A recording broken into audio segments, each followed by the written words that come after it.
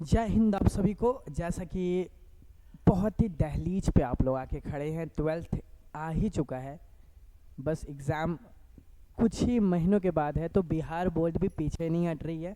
उन्होंने भी अपना सेंट अप क्वेश्चन आपको भेजा है, जिसके तहत आप समझ सकते हैं कि आपकी तैयारी कितनी हुई है। और उम्मीद है कि जितने भी बच्चे हैं वो ये क्वेश्चंस को डाउनलोड कर लिए होंगे, देख लिए होंगे, और साथ ही साथ आपने इसको अच्छे से पढ़ाई भी कर लिया होगा। पूरा पढ़ लेने के बाद जब आपने इस पूरे क्वेश्चन को बनाया होगा तो रियलाइज़ हुआ होगा कि अच्छा हम यहाँ पे स्टैंड करते हैं, इतना ही दूर जानते हैं और तैयारी करने का ज़रूरत है। लेकिन क्या वो क्वेश्चन सही था या गलत था, इसको आप नहीं आंक पाए होंगे कि क्या आपने जो एमसीक्यू या ऑब्जेक्टिव क्वेश्चन को मारा है वो सही है या गलत है, इस तक आप नहीं पहुँच पाए होंगे। इसीलिए हम लोग क्या कर रहे हैं कि आपने वो सही आंसर दिया था या नहीं दिया था, उसको चेक करने के लिए ये वीडियो है। ठीक है, जिन्होंने इसको नहीं पढ़ा है, वो सेंटअप क्वेश्चन नहीं देखे हैं, वो अभी देख सकते हैं। आप भी साथ साथ अपना रिकॉल करते चलिए कि आपका तैयारी कैसा है। तो पूरा 100 एमसीक्यू आया है। ठीक है, पूरा 100 एमसीक्यू आज हम लोग करेंगे, सिर्फ और सिर्फ आंसर का बात करेंगे कि उसका सही आंसर क्या होगा।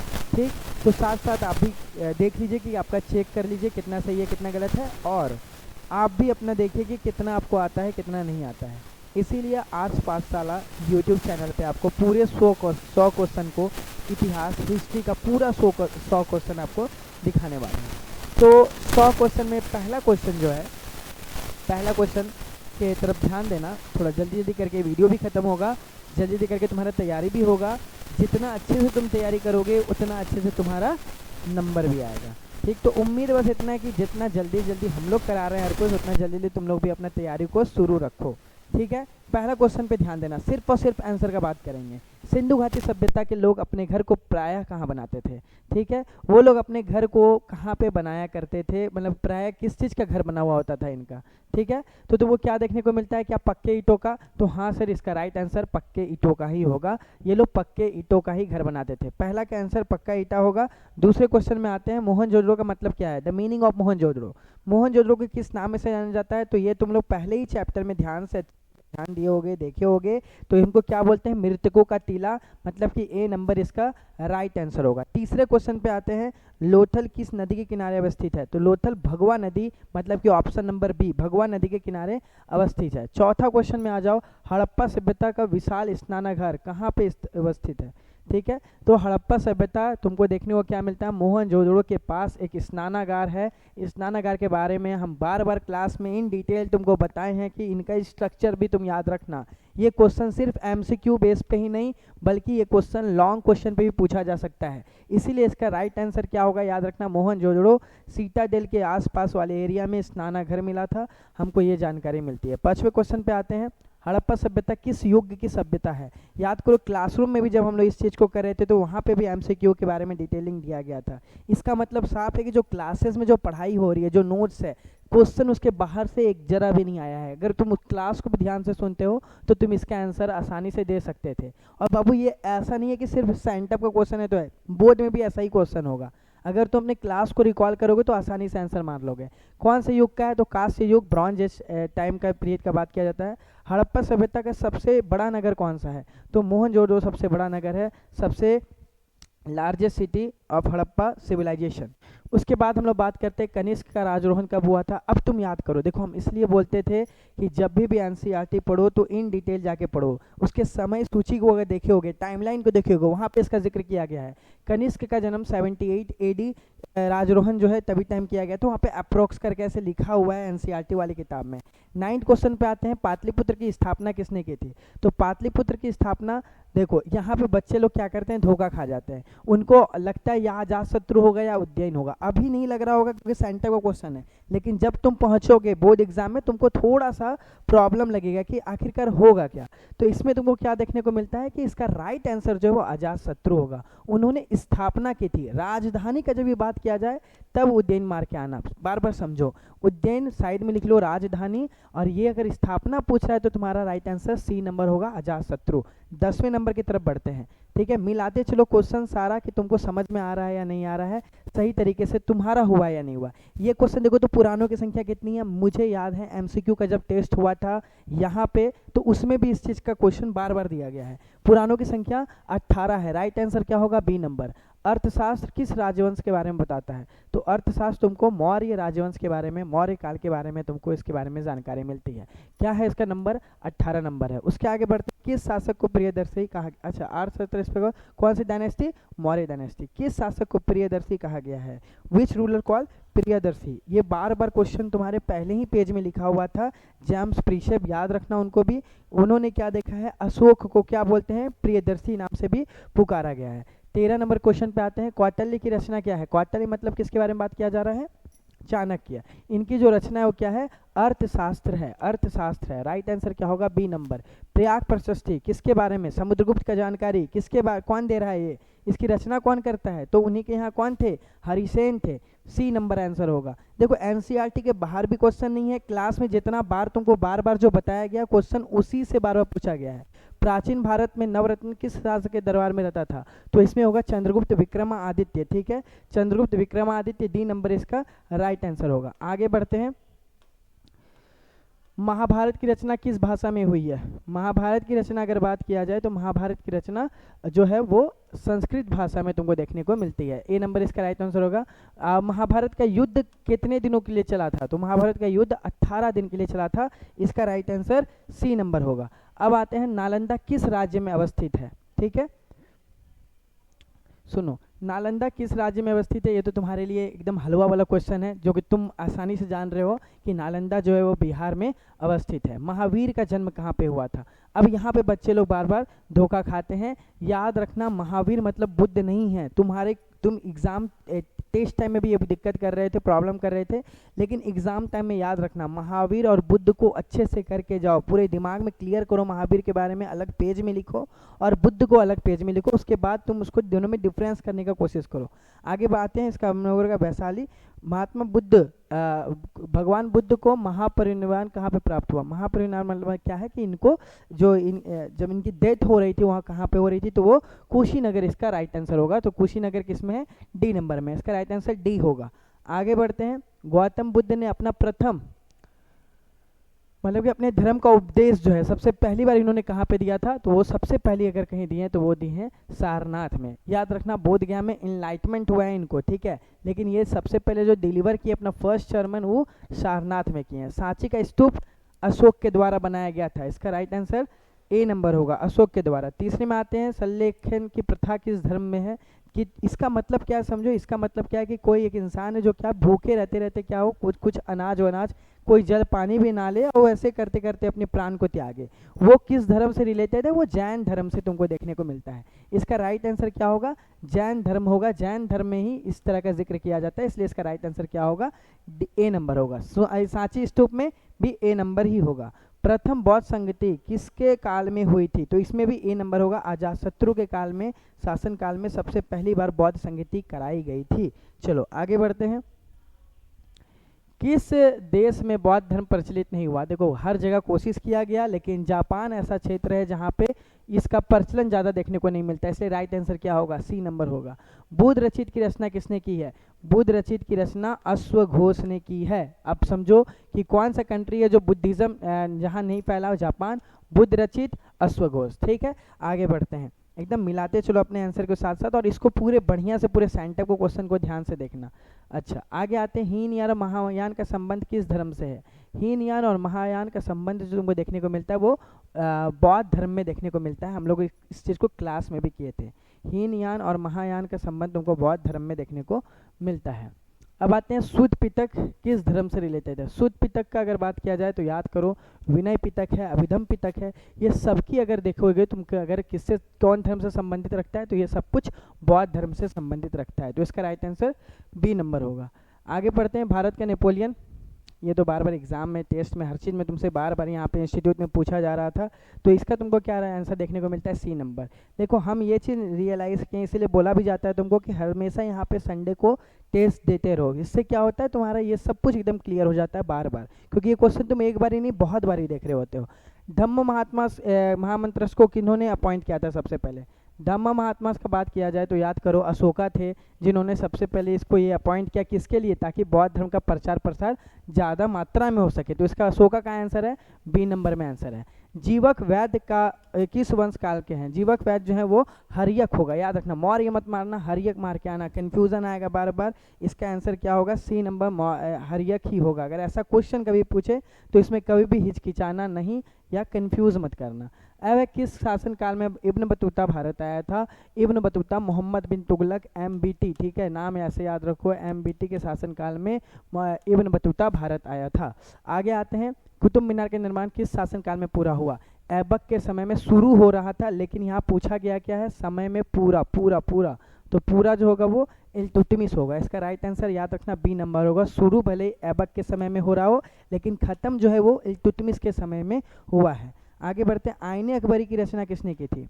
आईने अकबरी की रचना जो है तुमको भी याद है, देखो ये सब पता है कि कोई भी अगर तुमको टीचर पढ़ा रहे हैं तो 10-15 बार यही चीज़ से तुमसे क्लास में भी आकर के पूछते हैं। आईने अकबरी अबुल फजल के द्वारा रचित किया गया है, इसलिए तुम हुमायूं नामा सारा कुछ का एकदम एक बाबू एक पेज लो, सबको लिख लिख के दीवार में चिपकाना शुरू करो। सिर्फ 12th बेस पे नहीं, आगे भी ये सारा कुछ काम आएगा। आईने अकबरी अबुल फजल इसका राइट आंसर होगा। आईने अकबरी कितने भागों में बटा हुआ है? तो वो 4 भागों में तुमको आईने अकबरी बटा हुआ नजर आता है। अच्छा, अकबर का कार्यकाल क्या था? अकबर का कार्यकाल भी ए नंबर होगा, 56 से लेके 1605 देखने को मिलता है। इसका भी राइट आंसर ए नंबर होगा। 37 नंबर क्वेश्चन पे आते हैं, इलाही सिक्का किस धातु का बनता था? The coin Ilahi was made which metal? कौन से मेटल का बनता था? तो ये सोने का बनता था, ठीक है। तो इसका राइट आंसर ए नंबर होगा, इसमें तुम्हारा गोल्ड ही इसका राइट आंसर होगा। भारत में तंबाकू किसके द्वारा लाया गया था? ये चीज़ तुम्हारे एनसीईआरटी के सोर्स में भी दिया गया है। भारत में तंबाकू जो है वो पुर्तगाली के काल में लाया गया था। सेंटअप के क्वेश्चन से ये रियलाइज करो कि पढ़ना क्या क्या है, तो तुमको देखने को क्या मिलता है कि पढ़ना हमको एनसीईआरटी का सोर्स भी है, समय सूची भी है, तो उन सबको को लगातार करना शुरू कर दो। इसका राइट आंसर क्या होगा? पुर्तगाली इसका राइट आंसर होगा। आगे बढ़ते हैं, शेरशाह सूरी किस समय में अपना शासन स्थापित करता है? तो शेरशाह सूरी जो है तुमको 1540 ईस्वी में अपना शासन को स्थापित करते हुए नजर आता है। आगे आते हैं, पानीपत की लड़ाई किसके बीच में हुई थी? पहली पानीपत की लड़ाई तो बाबर और इब्राहिम लोदी के बीच। तो तुम्हारा आंसर क्या होगा? ए नंबर ही इसका राइट आंसर होगा। चौसा का युद्ध कब हुआ था? तो 1529, ठीक है, सी नंबर इसका राइट आंसर तुमको देखने को मिलता है। कामरान किसका छोटा भाई था? कामरान जो है वो किसका छोटा भाई था? तो तुमको क्या देखने को मिलता है कि कामरान हुमायूं का छोटा भाई था। हुमायूं का है, ए नंबर में बाबर है, बी नंबर में हुमायूं है, इसका राइट आंसर मार के आ जाना। हल्दी घाटी का युद्ध में कौन पराजित हुआ था? तो राणा प्रताप थे, उन्होंने हल्दी घाटी के युद्ध में उनको पराजित होना पड़ा था, इसलिए इसका राइट आंसर क्या होगा? C number. अब देखो, मेहरुनिसा जो है whose name was Mehrunnisa. Mehrunnisa किसके नाम से जानी जाती थी? तो शाहजहां की जो बेगम थी नूरजहां, उनका नाम क्या था? मेहरुनिसा। तो इसका राइट आंसर क्या होगा? C number. विजयनगर साम्राज्य में कितने वंशों का शासक रहा है? अब ये चीज़ देखो, ये भी तुम्हारे एनसीईआरटी से एकदम इजी क्वेश्चन है, इसीलिए बार बार बोल रहे हैं कि तुम एमसीक्यू में कम से कम मार्क्स स्कोर करने का कोशिश करो। सेंटअप के क्वेश्चन को ध्यान से देखो, अभी रियलाइज करो तुमको कितना आ रहा है कितना नहीं आ रहा है। नहीं आ रहा है तो क्या पढ़ने का ज़रूरत है एनसीईआरटी में, इसको अब ध्यान से समझने की कोशिश करो, ठीक है। इसमें क्या होगा? 4, ठीक है। कृष्णदेव राय किस वंश से आते थे? तो वो तुलुप वंश से आते थे, इसका राइट आंसर होगा सी नंबर। विजयनगर साम्राज्य में स्वयं को आंध्र भोज किसने कहा था? तो इसमें क्या आएंगे? आंसर तुम्हारा कृष्णदेव राय ही हैं, ठीक है, जिनको आंध्र भोज के नाम से भी जाना जाता था। आगे बढ़ते हैं, अफनासी निकेतन किस जगह का राजा था? तो मतलब किस देश का यात्री था? तो रूस देश का यात्री था। आगे बढ़ो,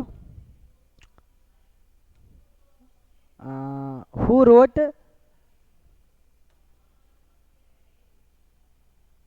अमुक्तमाल्यदा, ठीक है, ये किसने लिखा है? तो ये कृष्णदेव राय के द्वारा रचित किया गया एक किताब है, तो इसमें याद रखना कि कृष्णदेव राय होगा। उत्तर भारत में भक्ति आंदोलन किसके द्वारा प्रारंभ किया गया था? तो रामानंद इसका राइट आंसर होगा। फिर आते हैं, श्री संत अंडाल किसकी उपासिका थी? किसकी उपासिका थी? वो शिव की थी या विष्णु की थी? तुमको क्या देखने को मिलता है कि वो विष्णु की उपासिका थी। आगे बढ़ते हैं, कबीर का जन्म कब हुआ था? एनसीईआरटी से साफ साफ क्वेश्चन है, कबीर का जन्म कब हुआ था? तो इसमें आंसर क्या होगा? बी नंबर तुम्हारा इसका राइट आंसर होगा। अब देखो, खालसा पंथ की स्थापना किसने की थी? यहाँ से समझने की कोशिश करना, खालसा पंथ की स्थापना क्या गुरु नानक देव होगा या गुरु नानक सिंह होगा? तो इसमें क्या होगा? गुरु गोविंद सिंह। आगे बढ़ते हैं, भक्ति आंदोलन के प्रमुख नेता जो संत जो थे रामदेव, वो कहाँ से आते हैं, तो वो महाराष्ट्र से संबंध रखते थे अपना, ठीक है। भारत में दिल्ली सल्तनत की स्थापना किस वर्ष हुई है, तो दिल्ली सल्तनत सबसे पहले याद रखो कि यहाँ गुलाम वंश की सबसे पहले जो स्थापना हुआ है, गुलाम वंश के बाद ही आगे बढ़ा तो वो 1206 ईस्वी होगा। दिल्ली सल्तनत 1206 ईस्वी याद रखना। आमिर खुसरो किसके शिष्य थे, आमिर खुसरो जो है वो तुम्हारे निजामुद्दीन औलिया, शेख निजामुद्दीन औलिया के शिष्य थे। इसमें राइट आंसर तुम्हारा सी होगा। आगे बढ़ते हैं। बीजक में किसका उपदेश संग्रहित है, तो बीजक जो है उसमें कबीर का जो है पूरा पूरे उपदेश संग्रहित है, इसलिए इसका राइट आंसर ए होगा। आगे आ जाओ। अल बरूनी की यात्रा का वृत्तांत का नाम क्या है, अल बरूनी तहकीकाते हिंद, ठीक है। तहकीकाते हिंद कहाँ पे है भाई, तो ए ही नंबर में है, ठीक है। तो ऐसे तुम अपने आंसर को बार बार ध्यान से देखो। मार्को पोलो किस देश का यात्री रहने वाला था, तो वो रूस का रहने वाला यात्री था जो भारत आता है। उसके आगे पढ़ते हैं। मेगास्थनीज किस भारत दरबार में आया था, मेगास्थनीज के बारे में जिक्र भी किया गया, जो आ करके भारत के बारे में बहुत तारीफें करता है कि यहाँ पे ये मिला, ये जानवर देखने को मिला। ये सब का जिक्र भी तुमको चंद्रगुप्त मौर्य के समय में आया हुआ यात्री मेगास्थनीज का, ठीक है, उस तुमको देखने को मिलता है। इसमें होगा चंद्रगुप्त मौर्य। फ्रांसिस ब्रियानी पेशे में क्या था, ठीक है, तो वो तुमको क्या देखना है कि इसमें अगर पेशा पूछा गया तो लिखना क्या तुम कि वो पेशे में चिकित्सक था। कैप्टन हॉकिंस किस मुगल शासक दरबार में आया था, शाहजहां के दरबार में मत मार के आना, जहांगीर इसका राइट आंसर होगा। तो इसमें राइट आंसर क्या होगा, बी नंबर जहांगीर, ठीक है। आगे बढ़ते हैं। यात्रियों का राजकुमार किसको कहा जाता है, यात्रियों को राजकुमार हॉन्ग को कहा जाता है। भारत आने वाले प्रथम यूरोपीय कौन थे, बहुत इजी क्वेश्चन। देखो ये सब नंबर क्वेश्चन दिया ही जाता है ताकि कोई आदमी क्या करे, मार्क्स उठा पाए अपना। तो क्या होगा, पुर्तगाली पोर्तुगीज जो है सबसे पहले जो फर्स्ट यूरोपियंस है जो कि सबसे पहले भारत आते हैं। फिर है क्या, when did British east India company establish, east India company को कब स्टैब्लिश किया गया है, तो वो 1600 होगा। जब ईस्ट इंडिया कंपनी का स्टैब्लिशमेंट ईयर पूछा है तो वो 1600 होगा। स्थायी बंदोबस्त किसके द्वारा लाया गया था, स्थायी बंदोबस्त में परमानेंट सेटलमेंट क्या है, कॉर्नवालिस कहाँ पे बार बार पढ़ाया गया था। कॉर्नवालिस कौन थे ये भी तुमको बताया गया, कॉर्नवालिस के समय में ही सबसे पहले स्थायी बंदोबस्त लाया गया था। तो राइट आंसर क्या होगा, सी नंबर। फ्रांसिस बुकानन कौन था, ये चिकित्सक थे जो कि आते हैं और फिर आगे काम को करते हैं। तो इसका राइट आंसर क्या होगा, चिकित्सक नहीं है अगर तो देखो क्या क्या है, सैनिक तो नहीं होगा, याद करो, गायक भी नहीं होगा, अभियंता भी नहीं होगा, तो क्या थे, सर्वेक्षक थे, सर्वेयर थे जो कि बहुत अच्छा सर्वे करते थे, इसलिए उनको यहाँ पे भेजा गया था। कहाँ भेजा गया था, तो पहाड़ियास, ठीक है, पहाड़िया वाले इलाका में भेजा गया था। तो इसका राइट आंसर क्या होगा, डी नंबर सर्वेयर। आगे पढ़ते हैं। दक्कन दंगा आयोग का बना है, तो वो याद रखना 1875 में दंगा हुआ, 1877 में उसको स्थापना किया गया, तो 1877 इसका राइट आंसर होगा। संताल विद्रोह के नेता कौन है, ये तो बहुत इजी क्वेश्चन है। सिद्धू कान्हू संताल विद्रोह के नेता तुमको नजर आते हैं। प्लासी का युद्ध कब हुआ है, 1757, 23 जून 1757, डेट भी याद रखो, 23 जून 1757। किस युद्ध में विजय के बाद औरंगजेब को भारत शासन आना पड़ा, तो वो उत्तराधिकारी का युद्ध हुआ था, इसके बाद ही वो अपना शासन को यहाँ पे स्थापित कर पाया। सहायक संधि किसके द्वारा लागू किया गया है, सहायक संधि जो है वो वेलेस्ली के द्वारा लागू कराया गया है। उसके आगे बढ़ते हैं। तुम्हारा डाक याद रखना, सहायक संधि तो वेलेस्ली होगा। डाक विनियम 1854 होगा। आगे बढ़ते हैं। मंगल पांडे को सजा कब हुई थी, मंगल पांडे को सजा अप्रैल 1857 में। उसके बाद क्या होता है, धीरे धीरे ये लोग रिवोल्ट करना शुरू कर देते हैं, अप्रैल के बाद मई आते आते। अच्छा, उसके बाद नाना साहेब का वास्तविक नाम, इसका डी नंबर आंसर होगा। 76 पे पहुंच गए। खूब लड़ी मर्दानी याद करो, तुम्हारे एनसीईआरटी में लिखा हुआ है, राइट आंसर क्या होगा, सुभद्रा कुमारी चौहान, ठीक है, सुभद्रा कुमारी चौहान इसका राइट आंसर होगा। पटना में 1857 का, अब देखो ये याद करो, शॉर्ट्स में भी जब मेरा एक शॉर्ट्स गया था कि कहाँ से किसने रिवोल्ट लड़ा है, तो हमने लास्ट में जिक्र किया था कि पटना से कौन लड़े थे। पटना से क्या होगा, पीर अली इसके पूरे कमान को संभाले थे। विक्टोरिया टर्मिनस तुम्हारा क्या होगा, मुंबई। आगे बढ़ते हैं। 7 महाद्वीप में क्या होगा, मुंबई इसका राइट आंसर होगा। जगह सब ऐसे याद रखो। भारत में रेलवे की शुरुआत 1853 ईस्वी, ये सब तो बचपन से तुमको पढ़ाया जाता है क्लास 6 के एनसीईआरटी से। इसमें क्या होगा, 1853। इंडिया गेट का निर्माण कब हुआ था, इंडिया गेट का निर्माण तुमको देखने को क्या मिलता है, 1821 से शुरू हुआ है, 31 में जाके कंप्लीट हुआ है, इसलिए इसका राइट आंसर क्या होगा, 31। गेटवे ऑफ इंडिया कहाँ अवस्थित है, मुंबई में अवस्थित है। महात्मा गांधी दक्षिण अफ्रीका से भारत कब आए थे? ये जब महात्मा गांधी पढ़ाया जा रहा था तभी तुमको बार बार इस चीज़ के बारे में बताया गया था कि याद रखना।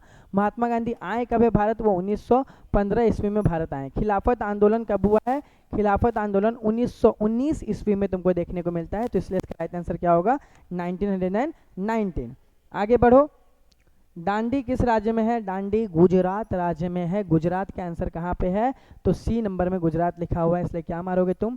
नंबर सी इसका मार के आ जाना। उसके बाद देखो क्या, गांधी जी राजनीतिक गुरु किसको मानते थे? गोपाल कृष्ण गोखले को गांधी जी अपना राजनीतिक गुरु मानते थे, इसलिए इसका राइट आंसर क्या होगा? B number Gopal Krishna Gokhale. 1942 में कौन सा आंदोलन हुआ था? 1957 में क्या खिलाफत? तो तुमको याद रखना खिलाफत नहीं हुआ है, असहयोग भी नहीं हुआ है, सविनय अवज्ञा नहीं। 1942 लास्ट स्टेज ऑफ आंदोलन है, तो इसमें क्या होगा? भारत छोड़ो आंदोलन होगा। इसका राइट आंसर क्या होगा? भारत छोड़ो आंदोलन, डी नंबर। आगे बढ़ते हैं। दिल्ली चलो का नारा किसने दिया था? दिल्ली चलो का नारा सुभाष चंद्र बोस, मतलब कि डी नंबर इसका राइट आंसर होगा। गांधी जी 1917 में किसके अनुरोध पे आए थे? कौन आया था 1917 में? याद करो, जब लखनऊ पैक्ट हो रहा था उसके बाद फिर जो लास्ट में जब ये लोग बातचीत करने के बाद जो 1917 का दिसंबर का जो समय था, उस सेक्शन में जब गांधी जी ने अपना पहला स्पीच रखा था, तो कौन आदमी पीछे से सुन करके बहुत ज़्यादा एक्साइटेड हुआ था? तो इसका राइट आंसर क्या होगा तुम्हारा? राजकुमार शुक्ल, बी नंबर इसका राइट आंसर होगा, राजकुमार शुक्ल। आगे बढ़ते हैं। पूना समझौता किस वर्ष में हुआ है? तो पूना समझौता 1932 में। क्यों? याद करो, राउंड टेबल कॉन्फ्रेंस का समय था। अच्छा, आगे पढ़ते हैं। 1930 में द्विराष्ट्र सिद्धांत किसके द्वारा दिया गया है? तो तुम लोग कभी भी ये मत अली जिन्ना मार के मत आ जाना, इसका राइट आंसर क्या होगा? इकबाल के द्वारा सबसे पहले ये आंदोलन दिया गया था द्विराष्ट्र। अली जिन्ना को मत मार के आ जाना गुस्से में। अब आते हैं, देखो क्रिप्स मिशन भारत कब आया? तो 1942 में क्रिप्स मिशन को भारत भेजा गया था। क्यों भेजा गया था वो भी तुमको याद है। अच्छा, एटले कब बने थे? 1945 के इलेक्शन में एटले को क्या बनाया गया था? ए बने थे। तो एटले क्या होगा? सी नंबर इसका राइट आंसर होगा, एटले। पाकिस्तान के प्रथम प्रधानमंत्री कौन है? तो लियाकत अली। ठीक है, इसका बी नंबर इसमें राइट आंसर होगा। आते हैं, भारतीय राष्ट्र कांग्रेस की स्थापना कब हुई थी? एओ ह्यूम के द्वारा 1885 में कांग्रेस की स्थापना कराई गई थी। आगे बढ़ते हैं। चलो यहाँ तक एकदम पूरा पूरी कर लो।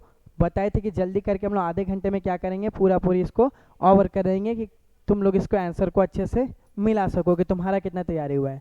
स्वतंत्र भारत के प्रथम गवर्नर जनरल कौन थे? तो देखो तुमको क्या देखने को मिलता है, माउंटबेटन जो है वो सबसे पहले प्रथम गवर्नर जनरल हैं जो कि भारत आते हैं। तो इसका राइट आंसर क्या होगा? ए नंबर माउंटबेटन इसका राइट आंसर देखने को मिलता है। आगे बढ़ो। स्वतंत्र भारत के प्रथम गृह मंत्री, कोई सवाल ही नहीं है, ये पॉल साइंस में भी बार बार पढ़े होगे, ये भी पॉल साइंस में पढ़े होगे। सबसे पहले गृह मंत्री का बात किया जाए तो वो किन्हीं और को नहीं बनाया जा सकता था, सिर्फ और सिर्फ एक ही इसके हकदार थे, वो थे सरदार वल्लभ भाई पटेल। भारत में संविधान का पिता किसे कहा जाता है? एकदम हलवा वाला क्वेश्चन। ऑप्शन देखो, ऑप्शन क्या देखना है? सीधा हमको दिख रहा है क्या? भीमराव अंबेडकर, इसलिए राइट आंसर क्या होगा? डी नंबर भीमराव अंबेडकर इसका राइट आंसर होगा। 99 और 100, बस दो ही क्वेश्चन बचा है। 99 क्वेश्चन में क्या लिखा हुआ है? भारत किस वर्ष गणतंत्र हुआ? गणतंत्र देखो हम लोग 1930 से क्या मना रहे थे? 1930 से पूर्ण स्वराज दिवस मना रहे थे। इसी दिन को रखने के लिए हम लोगों ने क्या किया? गणतंत्र दिवस किस दिन घोषित किए हैं? 26 जनवरी 1950। ठीक है, तो इसी दिन हम लोग क्या मानते हैं? अपने आप को गणतंत्र मानते हैं कि भारत इसी दिन गणतंत्र हुआ था। तो 26 जनवरी 1950 इसका राइट आंसर मानना। इसी समय से सारे चीज़ क्या हो गए, जितने भी कॉन्स्टिट्यूशन का सारा जो एक्ट है सब कुछ इनफोर्स हुआ है। लास्ट क्वेश्चन है, जय हिंद का नारा किसने लगाया है? ये क्वेश्चन बहुत ही कॉम्प्लिकेटेड है। इसका ऐसा लगता है कि राइट आंसर क्या होगा? सुभाष चंद्र बोस ही होगा। ठीक है, तो इसका right answer C number Subhash Chandra Bose होगा। यहीं पे तुम्हारा 100 क्वेश्चन पूरा ओवर होता है। हम लोग सेंटअप के 100 क्वेश्चन को देख लिए, तुम भी इसी के साथ पूरा देख लो अपना पूरा 100 क्वेश्चन और अपना तैयारी को समझो कहाँ तक हुआ है कहाँ तक नहीं हुआ है। अगर नहीं हुआ है तो अपने तैयारी को और भी ज़्यादा बूस्टअप करो। क्रैश कोर्स चल ही रहा है तुम्हारा, 50-60 दिनों में हम लोग पूरी हिस्ट्री का फुल रिवीजन करेंगे, बाकी और भी सब्जेक्ट का फुल रिवीजन करेंगे। बस तुमको जितना जल्दी हो अपने पढ़ाई को लेवल अप करना है, हमेशा क्रैश कोर्स में ज्वाइन करना है, डेली क्लास आओ, हमेशा क्या करो अपने पढ़ाई को और अच्छे से करो, क्योंकि लास्ट टाइम है बाबू, इसी में तुम मार्क्स अच्छा ला सकते हो। ये पढ़ाई तुम्हारे लिए बहुत इंपॉर्टेंट है। लगे रहो, सेंटअप का क्वेश्चन को फिर से एक बार ध्यान से देखो, सारे क्वेश्चन को समझो, हमेशा शॉर्ट क्वेश्चन लॉन्ग क्वेश्चन घर में बैठ के लिखते रहो। यही सारे के साथ तुमको बहुत सारा कॉन्ग्रेचुलेसन, थैंक यू कि तुम सेंटअप क्वेश्चन पूरी कर ली हो। थैंक्स।